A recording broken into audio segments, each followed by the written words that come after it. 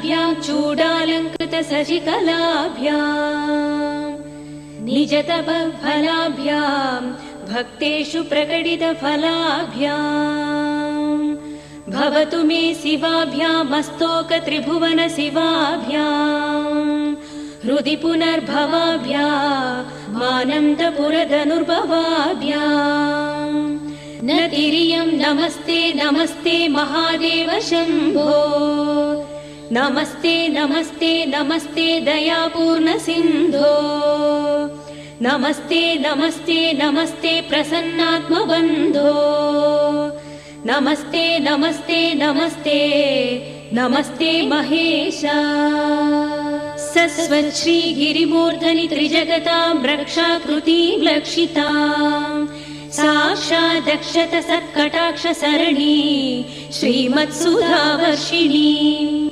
सोमार्दां कितमस्तकां प्रणमतां निस्सीम सम्पत्प्रदां सुश्लोकां हिमगिरीन्द्र स्मितमुखीं पार्वती प्रियां त्वां नमः शम्भो प्रसीद सदया भव भव्यशीले लीलालवाकरित दैत्यकुलापहारे रजनीचलाद्रिनिलये श्रुतिगीतकीर्ते कैलासनाथ दयते तव सुप्रभातम् शम्भो सुरेन्द्रनुत शङ्कर त्रिशूलपाणे चन्द्रावतंस शिव सर्वपिनाकपाणे गंगाधर क्रतुपते गरुडध्वजाप्ता कैलासनाथ दयते तव सुप्रभातम् विश्वेश विश्वजनसेवित विश्वमूर्ते विश्वम्भर त्रिपुरभेदन विश्वयोने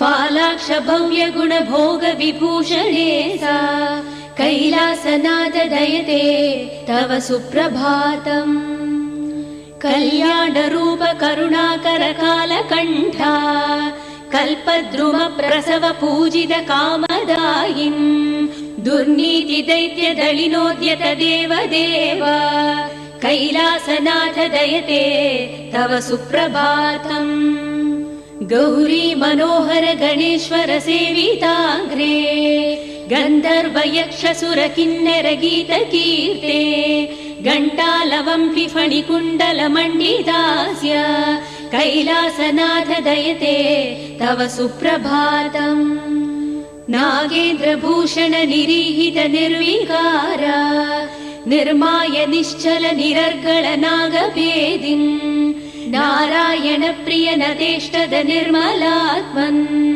कैलासनाथ दयते तव सुप्रभातम् सृष्टं त्वयैव जगदेकदशेषमीशा रक्षा विधिश्च विधिगोचर तावकीनम् संहार शक्तिरपि शङ्कर किं करीते कैलासनाथ दयते तव सुप्रभातम् एकस्त्वमेव बहुधा भवभाषिललोके निःशङ्कती वृषभकेतन काशीनाथा श्रीब्राह्मरी प्रिय सुखाश्रय लोकनाथा कैलासनाथ दयते तव सुप्रभातम् पाताल गंग जलमज्जन निर्मलांगाः भस्म त्रिपुण्ड समलांकृत फालभागाः गायन्ति देव मुनि भक्त जना भवन्तम् कैलासनाथ दयते तव सुप्रभातम्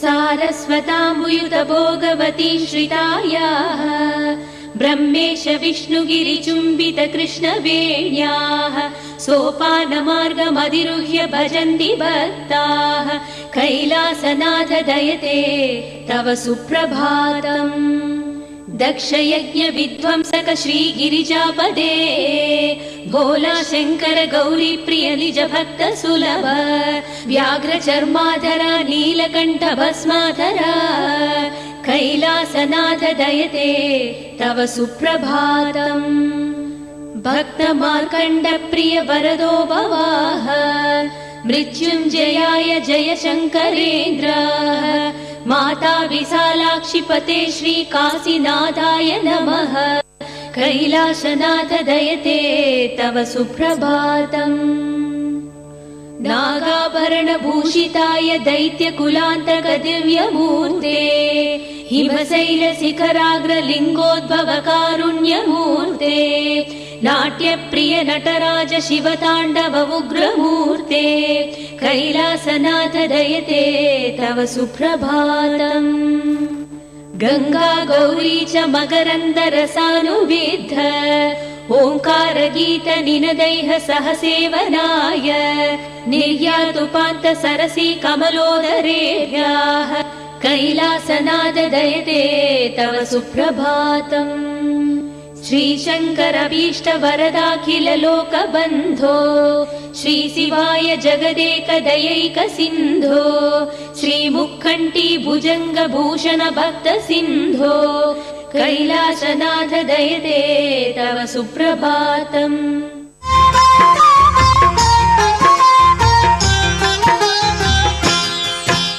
ఓం శ్రీ మహాగణాధిపతయే నమః సరస్వత్యై నమః శ్రీ గురుభ్యో నమః హరి ఓం. పుణ్యమైన దివ్యమైన మహోన్నతమైనటువంటి స్థితిలో చాతుర్మాస్య వ్రత ప్రభావ నిరూపణ జరుగుతూ ఉన్నది. నైమిసారణ్యమునందు జ్ఞానసిద్ధుడు అని పేరు కలిగినటువంటి మహాయోగి దీనబాంధవుడైనటువంటి ఆ మహానుభావుడు నారాయణుని యొక్క దివ్యస్వరూపమును చూచారు. శంఖచక్ర గదాధారుడు శ్రీవత్సంకిత విశాలవక్షుడైనటువంటి మహానుభావునికి నమస్కరించాడు. హే మాధవా, మధుసూదన, నీకు నమస్కారం. సంసార బంధము నుండి బయటవేసి మమ్మల్ని ఉద్ధరించు స్వామి. పురాణములు చదివినా శాస్త్రములు చదివినా నీ దివ్య సందర్శన మహాభాగ్యము లభించడం కష్టం. ఎన్ని వ్రతములు చేసినా నీ దర్శన భాగ్యం కలగడం కష్టం. నీ దివ్యమైనటువంటి కరుణా కటాక్ష వీక్షణములు మా మీద ప్రసరించడం వలన నీ దివ్య సందర్శన మహాభాగ్యాన్ని పొందాం అనగానే స్వామి జ్ఞానసిద్ధులకు మొదలైనటువంటి మహర్షులకు తెలియచేస్తున్నారు మహావిష్ణుమూర్తి. పుణ్యమైన దివ్యమైన మహోన్నతమైనటువంటి కోరికలు కోరుకో.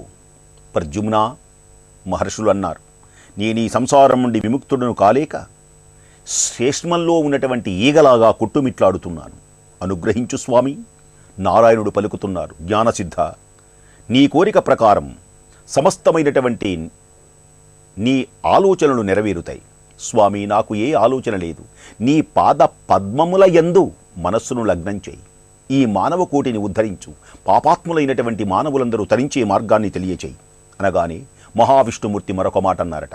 ఆషాఢ శుద్ధ ఏకాదశి నుండి లక్ష్మీ సైతంగా పాలసముద్రంలో నేను శయనిస్తాను గనక మరల కార్తీక మాస శుద్ధ ద్వాదశి నాడు మరల నిద్రలేచేటువంటిది కనుక ఉత్థాన ఏకాదశి ద్వాదశిగా చిలుకు ద్వాదశిగా మరల లక్ష్మీదేవికి నాకు కళ్యాణం జరుగుతుంది. ఆ రోజున చాతుర్మాస్యములు అంటారు. ఈ వ్రతములు నాకు అత్యంత ప్రీతికరమైనటువంటివి. ఈ వ్రతములు ఎవరైతే చేస్తారో ఈ 4 నెలలు, ముఖ్యంగా ఈ కార్తీక మాసమునందు దీపారాధన, విష్ణుమూర్తి యొక్క దివ్యమైనటువంటి ఆరాధన, స్నానం, దానం, దీపం ఎవరు చేస్తారో వారందరూ నరక కూపముల నుండి విముక్తి చెందుతారు. జరా జన్మ వ్యాధుల యొక్క బాధలు ఉండవు. బ్రహ్మహత్య మొదలైనటువంటి మహాపాతకములు చేసిన ఈ పుణ్యమైనటువంటి చాతుర్మాస్యముల యందు ఏ వ్రతములు ఎవడైతే చేస్తాడో బ్రహ్మహత్యా పాతకములన్నీ కూడా తొలగిపోతాయి. వ్రతములు చేసినటువంటి వారికి జన్మరాహిత్యం జరుగుతుంది. అంతేకాక నియమితముగా ఆషాఢ శుద్ధ ఏకాదశి మొదలు ఆశ్వీజ శుద్ధ పుణ్యమైనటువంటి విశేషంగా కొన్ని ఈ 4 నెలలలో ఆషాఢం, శ్రావణం, భాద్రపదం, ఆశ్వీజం పుణ్యమైనటువంటి విశేషములు ఉంటాయి. వీటిని ఏ పదార్థములు తినవలనో శాస్త్రవిధిన తెలియచేశాను. ఇవన్నీ కూడా చక్కగా చెయ్యాలి. త్రికాలయందు కూడా భగవంతుని ఆరాధించాలి, భక్తి శ్రద్ధలతో పూజించాలి, నా సన్నిధికి నిశ్చయముగా రావాలి. ఎవరైతే లక్ష్మీదేవితో సహితమైనటువంటి నన్ను ఆరాధిస్తారో వారు చివరకు నా ప్రదేశమునకు చేరతారు. వశిష్ఠ యోగీంద్రుడు జనక మహీపతి కూడా ఈ మాటే చెప్పారు. విన్నావా రాజా, మహావిష్ణుమూర్తి నోటి వెంట వెలువడినటువంటి పుణ్యమైనటువంటి మాటలు. చాతుర్మాస్యములు అత్యంత శక్తివంతమైనటువంటివి, పవిత్రమైనటువంటివి, దయామయుడైనటువంటి ఆ మహావిష్ణుమూర్తికి ఇష్టమైనటువంటివి. మహావిష్ణుమూర్తిని వివిధములైనటువంటి స్తోత్రముల చేత విష్ణు సహస్రనామములు కానీ, భగవద్గీత కానీ, భాగవతము కానీ నిరంతరము కూడా పారాయణ చేయాలి. ఆ పరమాత్ముని యొక్క దివ్య లీలలు వినాలి. చిత్రంబులు త్రైలోక్య విచిత్రంబులు, చిత్రంబుల్లు త్రైలోక్య విచిత్రంబుల్లు, పాపలతాల విత్రంబుల్లు, విష్ణుదేవు చారిత్రంబుల్. స్త్రీ పురుష భేదము లేదు. లక్ష్మీదేవిని, నారాయణునను ఈ పుణ్యమైనటువంటి మాసములందు ఆరాధించాలి. ధనసింహాసనమయి నభంబు గొడుగై తద్దేవతల్ భృత్యులై పరమామ్నాయమునెల్ల వంది గణమై బ్రహ్మాండమాకారమై సిరి భార్యామణియై విరించి కొడుకై శ్రీగంగ సత్పుత్రియై వరుసన్నీ ఘనరాజసంబు నిజమై వర్ధిల్లు నారాయణ నారాయణ నారాయణ నారాయణ లక్ష్మీనారాయణ నారాయణ నారాయణ శ్రీమన్నారాయణ నారాయణ నారాయణ హరి నారాయణ నారాయణ నారాయణ నారాయణ నారాయణ నారాయణ. శ్రీమన్నారాయణుని యొక్క దివ్యమైనటువంటి ఉపదేశానుసారం ఈ పుణ్యమైనటువంటి మాసమునందు లేదా ఈ చాతుర్మాస్యములు ఓపిక ఉంటే బ్రహ్మ రుద్ర దేవేంద్రాదుల చేత సదా పూజింపబడేటువంటి మహానుభావుడైనటువంటి స్వామి యొక్క దివ్య ఆరాధన సమస్త శుభములు కలిగిస్తుంది. ఉమాకాంతాయ కాంతాయ కామితార్థప్రదాయినే శ్రీగిరీశాయ దేవాయ మల్లినాథాయ మంగళం.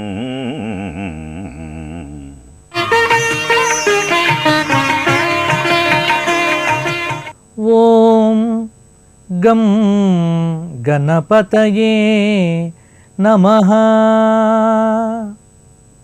శరదిందు వికాస మందహాసౌ స్ఫురదిందీవరలోచనాభిరామాం అరవింద సమాన సుందరాస్యాం అరవిందాసన సుందరీముపాసే. శృంగేరి జగద్గురువుల దివ్య చరణములకు అనంతకోటి సాష్టాంగ ప్రణామములతో సౌందర్యలహరిలో ఉన్న మరొక్క శ్లోకాన్ని మనం చెప్పుకుందాం. తటిల్లేఖాతన్వీం తటిల్లేఖాతన్వీం తపన శశి వైశ్వానరమయీం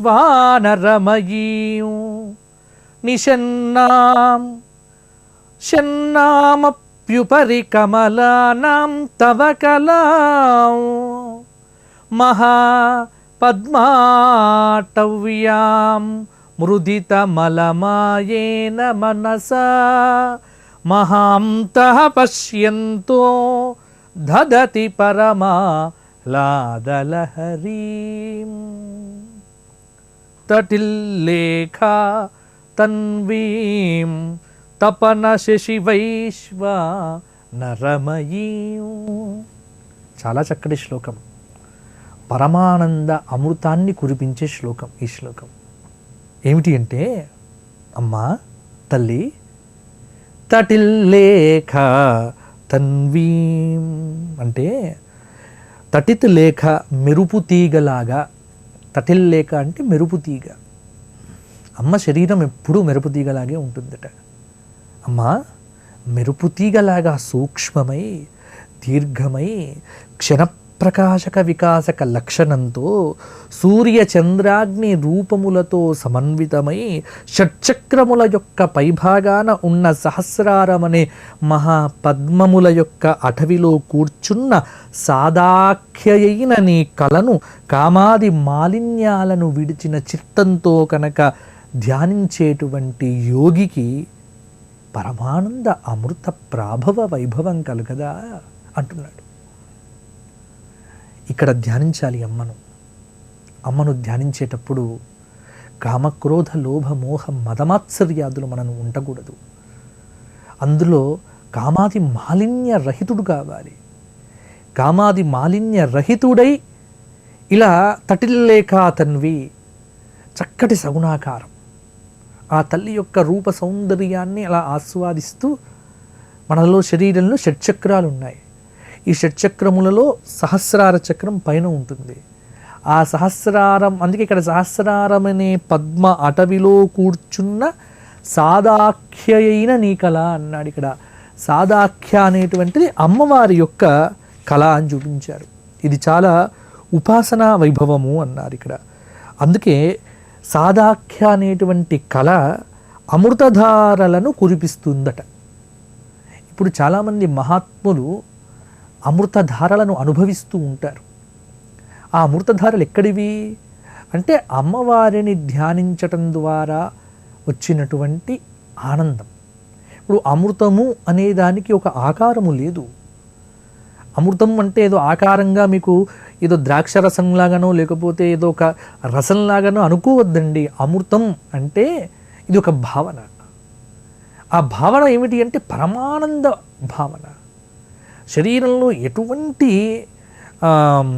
సంకోచ వికాసాది అంటే ఎటువంటి సంశయాలు లేనటువంటి ఒక భావగర్భితమైనటువంటి స్థితి. మునీశ్వరులు ఎల్లప్పుడూ ఈ స్థితిలోనే ఉంటారు. ఈ స్థితిలో ఉండేటువంటి మునీశ్వరులు ఎప్పుడూ ఆనందంగా ఉంటారు ఇలా అంతే. కాబట్టి అమ్మా తటిల్లేక తన్వీం, నిన్ను ఇలా భావన చేసేటువంటి సాధకుడు ఎవడైతే ఉన్నాడో ఆ సాధకుడు తప్పకుండా నీ అనుగ్రహాన్ని పొంది అమృతధారలను తాను ఎల్లప్పుడూ కూడా పరమానంద అనుభవంలో పొందుతూ ఉంటాడమ్మా అని ఆనంద ప్రవాహంలో తేలియాడేటువంటి చక్కటి విషయాన్ని ఈ శ్లోకంలో మనకు అందించడం జరిగింది. ఈ శ్లోకాన్ని రోజు పారాయణం చేస్తే మనకు శత్రువులంటూ ఎవరూ ఉండరు. ఎవరైనా శత్రువులుగా ఉన్నప్పటికీ వారిలో ఉన్నటువంటి విరోధ భావం తొలగిపోతుంది. అంటే విరోధిత్వం ఉంటుంది. ఇప్పుడు శత్రువు ఎప్పుడు నాశనం కావాలని కోరుకోవద్దు. శత్రువు కంటే శత్రువులో ఉన్నటువంటి శత్రుత్వ భావన తొలగిపోవాలి. ఆ శత్రుత్వ భావన తొలగిపోవాలి అన్నప్పుడు ఈ తల్లి అనుగ్రహం కావాలి. కాబట్టి వ్యక్తులలో ఉండేటువంటి శత్రుత్వ భావాన్ని తొలగింపచేసే మహిమ ఈ శ్లోక పఠనం వల్ల వస్తుంది. ప్రతి ఒక్కరు కూడా ఈ శ్లోక పారాయణం చేసి శత్రు భీతి లేకుండగా అలాగే ఎల్లప్పుడూ ఆనంద అమృత ప్రవాహంలో మునిగి ఉండేట్టుగా ఆ తల్లి అనుగ్రహాన్ని పొందాలి అని, అందరికీ కూడా ఆ తల్లి అనుగ్రహం పరిపూర్ణంగా కలగాలి అని కోరుకుంటూ ఆ సర్వం శ్రీమాతృ దివ్య చరణారవిందార్పణమస్తు. లోకా సమస్తా సుఖినో భవంతు.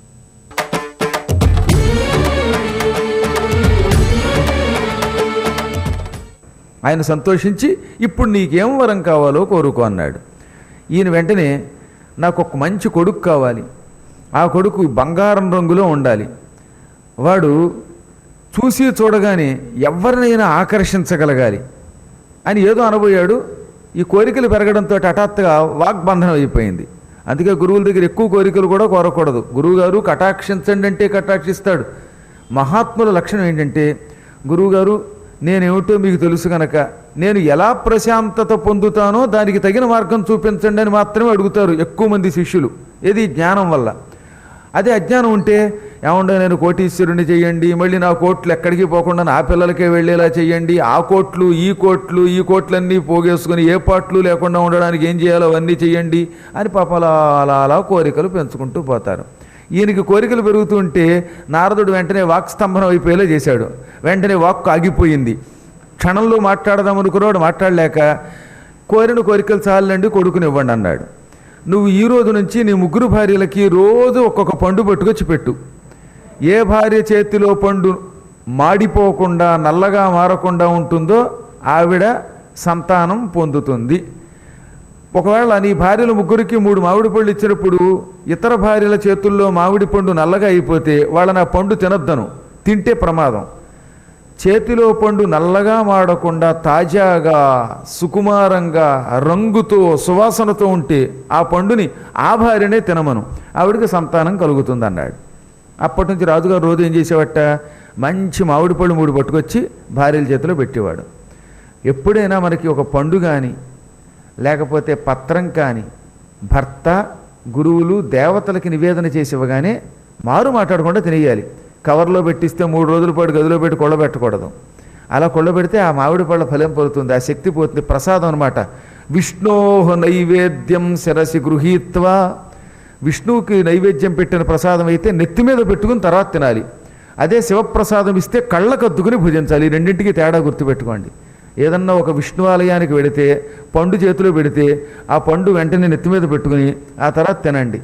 అయ్యా కొబ్బరి పండు ఇచ్చారండి అంది ఒక ఆవిడ. కొబ్బరి పండు నెత్తి మీద పెట్టుకుని గుట్టుకుని మింగలేం కనుక ఇంటికి వచ్చి కొట్టుకుని కొబ్బరికాయ ముక్క తిను, దగ్గు వస్తే పెసరు తిని మిగతాది పక్క వాళ్ళకి పెట్టు, దగ్గు లేని వాళ్ళు హాయిగా ఏ వంకాయ కూరలోనూ వేసుకుని వాళ్ళ పాటలు వాళ్ళు పడతారు, తింటారు. అలా కాకుండా ఏ మామిడి పండు ఇస్తే వెంటనే చక్కగా తిను.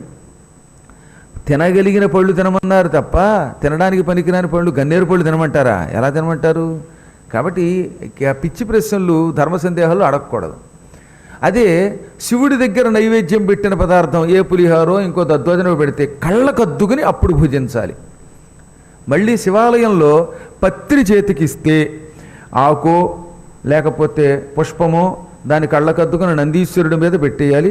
దాన్ని మాత్రం మీ నెత్తి మీద పెట్టుకునే అధికారం మీకు నాకు ఎవరికీ లేదు. మానవులెవరూ కూడా శ్రీ మహేశ్వరుడికి సంబంధించిన పత్రి పుష్పాలని శిరస్సు మీద ధరించకూడదు. ధరిస్తే మూర్ఖుడవుతాడు వాడు. అదే విష్ణుమూర్తికి సమర్పించినటువంటి పుష్పం ఇస్తే వెంటనే కళ్ళకద్దుకుని నెత్తి మీద ధరించాలి. ఆడవాళ్ళకి పూర్వం జడ అని ఒకటి ఉండేది కాబట్టి జడలో పెట్టుకోవాలి. మగవాళ్ళకి చెవులు ఉన్నాయి కనుక చెవిలో పెట్టుకోవాలి. నెత్తి మీద పెట్టుకున్న వెంటనే పడిపోతుంది కనుక చెవిలో ధరించవచ్చు. ఒక్క తులసిని తప్ప. మానవులు తులసిని శిరస్సు మీద పెట్టుకుంటే వాడు కూడా మూర్ఖుడవుతాడు. ఇవన్నీ ఉట్టుట్టినే చెబుతున్నారేమో అనుకుంటున్నారు మీరు. ఇవన్నీ ప్రమాణం. శాస్త్రములు మనకి ఏం చెప్పినా కొండకు బద్దలు కొట్టినట్టు చెబుతాయి. వాటిని చెప్పినట్టు ఆచరిస్తే శుభం పొందుతాం. వాటికి వ్యతిరేకంగా పెడితే ఎప్పుడూ నష్టమేది. తులసిని ఎంత సద్గురువైనా గురువుగారి పాదాల మీద వెయ్యకూడదు, నెత్తి మీద పెట్టకూడదు, మెడలో మాత్రమే వెయ్యాలి. ఇన్ని నియమాలు జాగ్రత్తగా పాటిస్తే యావజ్జీవితం ఆనందంతో ఉంటాం. తెలుసో తెలియకో వీటికి వ్యతిరేకంగా వెళ్ళిన వాళ్ళందరూ కూడా ఏదో ఒక విధమైన దుఃఖం పొందకుండా ఉండరన్నమాట. అందుకని శాస్త్రాన్ని జాగ్రత్తగా పరిపాలించాలి. గురువులు ఇక మీదట ఎప్పుడైనా మీ చేతిలో ప్రసాదం పెడితే వెంటనే ఎంతో కొంత నోట్లో వేసుకోండి. ఎక్కువ అయిపోతే పక్కవాడికి పెట్టండి. అంతేగాని నాకు వద్దండి, కాస్త లడ్డు ఇంత పెట్టారు చేతిలో, షుగర్ అండి అన్నావు అనుకో, షుగర్ తెగ పెరిగిపోయి జీవితంలో ఇది కోలుకో. అదే ఒక్క పిసర తిను, వెంటనే నీకు రోగం తగ్గుతుంది. గురువుల ఆజ్ఞ అంతే, కర్తవ్యం అంతే. ఎంత లడ్డూ పెడితే ఒకేసారి తినమని కాదు, కొంచెం స్వీకరించి తక్కింది భార్యలు అంటే నేను చెప్పేది ఒక భార్యకే, మళ్ళీ 10 మంది అని కాదు. అక్కడ భార్యలకి అంటే అక్కడ భర్తలు చాలామంది వస్తారు కనుక వీళ్ళందరికీ సామూహిక శబ్దం. ఇక్కడ భార్యలకు కానీ పిల్లలకు కానీ అలాగే చుట్టుపక్కల ఉన్న భక్తులు కానీ కొంచెం కొంచెం పెట్టుకుని స్వీకరించాలి. ఇప్పుడు ఆ పని చేయకపోతే దానివల్ల కూడా కొంత దోషం ఉన్నది. భర్తగారు నారదుడు చెప్పినట్టే ఈశ్వరారాధన కేళి తత్పర పరాయణుడు గనక శివుణ్ణి పూజించి 3 మామిడి పళ్ళు పట్టుకొచ్చి 3 భార్య చేతిలో పెట్టాడు. అందులో 2 భార్యల చేతుల్లో ఉన్న మామిడి పండు చేతిలో పెట్టగానే ఒక రకమైన నల్లని మాగు వచ్చింది, మచ్చబడిపోయింది. కుళ్ళిపోయిన చేతులు లేక రోగం వచ్చిన చేతులు ఎలా ఉంటాయో అలా అయిపోయింది. ఒక్క ఆవిడ చేతిలో పండు మాత్రం మంచి ఎర్రని రంగులో ఉంది. వెంటనే ఆయన నువ్వు తినేయి అన్నాడు. ఆవిడ తిన్నది. ఈ 2 భార్యలు పక్కనున్న వాళ్ళు కొత్తలాడిపోయారు. మామిడి పండు, అదే పండు భర్త మనకిచ్చుంటే మన చేతిలోకి రాగానే ఆ పళ్ళు ఎందుకు కుళ్ళిపోతాయి? ఈ మొగుడు పక్షపాతంతో కుళ్ళిపోయిన పండుని ఏదో మాయ చేసి పైపైన ఏదో రంగు పూసి మనకిచ్చుంటాడు. ఆ రంగు మన చేతిలోకి రాగానే పోయింది, అందుకని పండు కుళ్ళిపోయింది. ఆ భార్య మీద పక్షపాతంతో దానికి మంచి పండు ఇచ్చాడు. దానికి కొడుకు పుడతాడా, పుట్టని సంగతి చూద్దాం అని కొంచెం లోపల కొత్తలాడారు. అందుకనే 30 మందిని చేసుకుంటే వచ్చే నష్టం ఇది. ఒక్క భార్య అనుకోండి, ఆవిడ పాటలో ఆవిడ పడేది. 3 భార్యలు ఉండడం వల్ల రాజుగారికి ఈర్ష్యాసూయాదులు వచ్చాయి. దీనివల్ల మనకేం తెలుస్తుందన్నమాట, కలియుగంలో తప్పక ఏకపత్ని వ్రతులై సుఖంగా ఉండండి. బహుపత్ని వ్రతత్వంతో ఉంటే కొన్ని ఇబ్బందులు ఇలాగే వస్తూ ఉంటాయి అని చెప్పారు. మీరు అనగడచ్చు, ఏముండో మాకెందుకు చెబుతున్నారండి అని. నేను మిమ్మల్ని అనుమానించి చెప్పట్లా, ధర్మశాస్త్రం చెబితే భవిష్యత్తులో అందరికీ అందిస్తారని. సహజంగా పురాణాలు ఇవి కూడా ఒక వ్యక్తికని కాదు, అందరికీ పనికొచ్చే ధర్మాలు చెబుతాయి. దానివల్ల ఎన్నో లాభాలు ఉంటాయి కనుక. ఇప్పుడు ఈ ఒక భార్య పండు తిన్నావిడ గర్భవతి అయ్యింది.